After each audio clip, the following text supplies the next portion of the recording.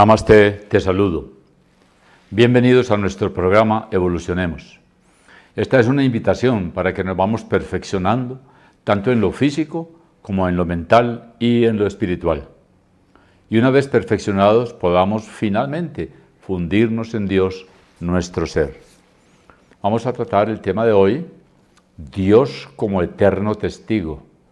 Es un tema, yo diría, muy profundo, porque estamos hablando de Dios como testigo, y siempre hemos visto a Dios como el hacedor de todo, como Dios el único, como Dios que todas las decisiones nuestras dependen de Él, y en realidad Él es eterno testigo.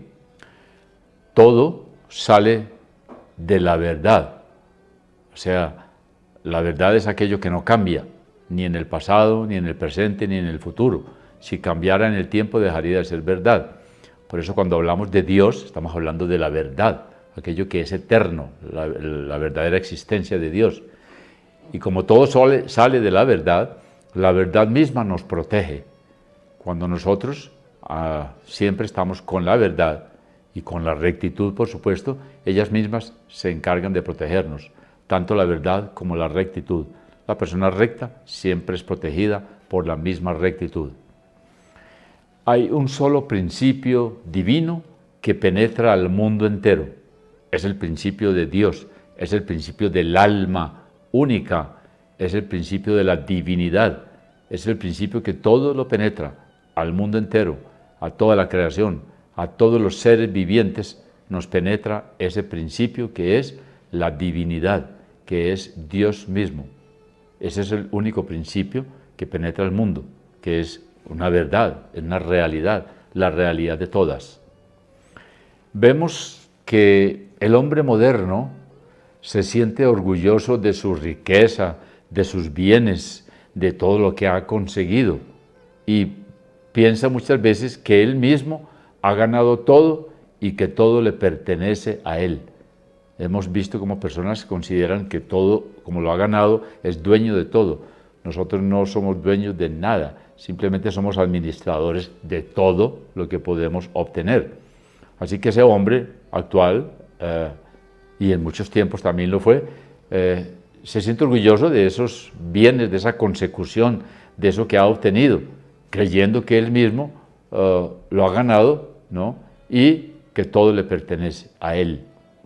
Pero este hombre olvida que todo lo ha ganado y todo lo que consiguió fue posible únicamente por la gracia de Dios. O sea, si yo tengo bienes, si yo puedo conquistar algo en este mundo, si puedo obtener abundancia, es porque la misma gracia de Dios así lo ha permitido. Y esa gracia de Dios es simplemente la capacidad que nosotros tenemos para adquirir todas estas cosas, todos estos bienes, toda esta bonanza. Es porque Dios así lo ha permitido, ¿no? Su gracia es algo difícil de entender, pero es como la asistencia, es como el reflejo mismo de la realidad, es que Dios está siempre con nosotros y en su gracia divina nos permite que nosotros podamos triunfar en lo que nosotros nos proponemos hacer. Dios como tal no tiene forma, Dios no tiene forma y está más allá del nacimiento y la muerte. Para efectos de que algunas personas entiendan que es Dios, se nos ha pintado, se nos ha mostrado a un Dios en una figura como antropomórfica, o sea, como morfos es forma, antropos, hombre, como forma humana, con una túnica o alguna forma parecida, para que podamos asociar, pero en realidad no tiene forma y está mucho más allá de lo que es nacimiento y muerte, o sea, es eterno. Dios es la eternidad misma, ¿no? Quien nace tendrá también que morir, pero Dios no tiene nacimiento ni muerte. Por eso decimos que está más allá del nacimiento y la muerte. Todo lo que nace muere, todo lo que nace tiene que morir. Entonces es difícil cuando nosotros nos ponemos a pensar en esto, como que no nació. No, fue eterno, siempre lo fue desde siempre. Un poco difícil para nuestra mente, no llega a comprender verdaderamente lo que es la eternidad. No principio, no fin, Es difícil para nosotros, pero es una realidad, ¿no? Por eso decimos que todo sale de la verdad. Todo lo que nace tiene que morir. Y Dios es omnipresente, ¿no? Omnipresente quiere decir que está en todo lugar, en todo sitio, en todo momento también. Hay gente que hace a Dios responsable por su felicidad o su tristeza.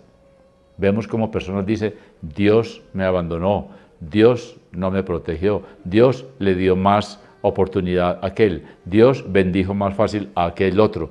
No, ese es omnipresente, está en todo momento y no podemos decir nosotros que Él es responsable de nuestra felicidad o de nuestra tristeza. Pero Dios no da ni felicidad ni sufrimiento. Este es un tema delicado, les digo, pero es una realidad. No da ni felicidad ni sufrimiento. Él no es responsable por ninguno de ellos. Dios no es responsable por nuestra felicidad o por nuestro sufrimiento. Somos nosotros mismos. Lo que nos dio Dios, nos concedió, es el libre albedrío. ¿Qué es el libre albedrío? Es la capacidad de nosotros escoger lo que queramos hacer, pensar o decir. Pero todo ello tiene su consecuencia. Así como nos dio esa libertad, ese libre albedrío, también tenemos que asumir la responsabilidad y la consecuencia de esos actos, de esos pensamientos o de esas palabras que ejecutamos utilizando nuestro libre albedrío. Si pensamos de otra forma, es solo imaginación nuestra. O sea, si pensamos que sí, que Dios castiga, que Dios premia, es imaginación. Si hoy golpeamos a alguna persona, seremos golpeados por alguien más tarde. Si hoy hacemos daño, por lo tanto, cada cual está destinado a sufrir las consecuencias de los actos. Si hoy hago daño, mañana me hacen daño. Si yo golpeo hoy, mañana o más tarde me podrán golpear a mí. Es una ley de causa y efecto, que es justamente lo que estábamos hablando del libre albedrío, que es causar lo que quiera, actuar como quiera. Pero si yo actúo haciendo daño a otro, se me va a volver a mí ese daño que yo hice como consecuencia de mis actos.